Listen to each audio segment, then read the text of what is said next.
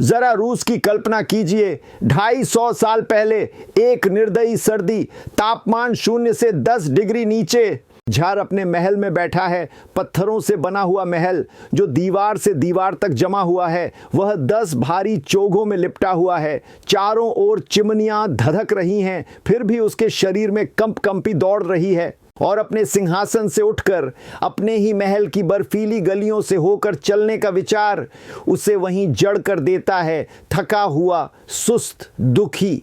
तो वह इंग्लैंड की रानी को लिखता है, प्रिय रानी, मैं ठंड से जम रहा हूं। यदि आप इस सेंट्रल हीट जैसी कोई चीज बना दें तो मैं आपको सोने से भरे 2 विशाल जहाज भेज दूंगा। रानी जवाब देती है, प्रिय जार, 200 वर्षों में हर सभ्य देश का हर गरीब व्यक्ति भी ये सब चीजें रखेगा। सेंट्रल हीट, सेंट्रल एयर, घरों में पाइपलाइन, बहता हुआ पानी। झर स्तब्ध रह जाता है। वह लिखता है, 700 साल पहले एक रब्बी ने हमें चेतावनी दी थी कि भ्रम मत पालो। उसने कहा था, धातु के जहाजों को हवा में उड़ते हुए मत कल्पना करो।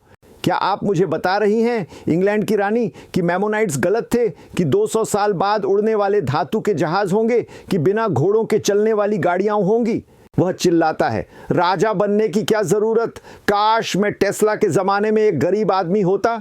सेंट्रल हीट, बहते पानी, गर्म शावर, संगीत, फिल्में, आराम, इन सब के जमाने में।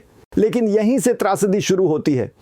2021 में CDC ने रिपोर्ट किया कि अमेरिका की 3 में से 2 किशोर लड़कियों ने गंभीर रूप से आत्महत्या के बारे में सोचा। 3 में से 2। उसी दुनिया में, आराम, सुविधा, प्रचुरता और विलासिता की दुनिया में, जिसका सपना झाड़ देख रहा था, हम दुख, चिंता और निराशा की महामारी देखते हैं। 2026 का गरीब व्यक्ति खुश क्यों नहीं है? यह हमारी खुशी पर आधारित श्रृंखला का पहला भाग है। अगले एपिसोड में हम आधुनिक अवसाद की जड़ों को समझेंगे। अगर आपके पास विचार हैं तो साझा करें। तब तक जिज्ञासु बने रहें।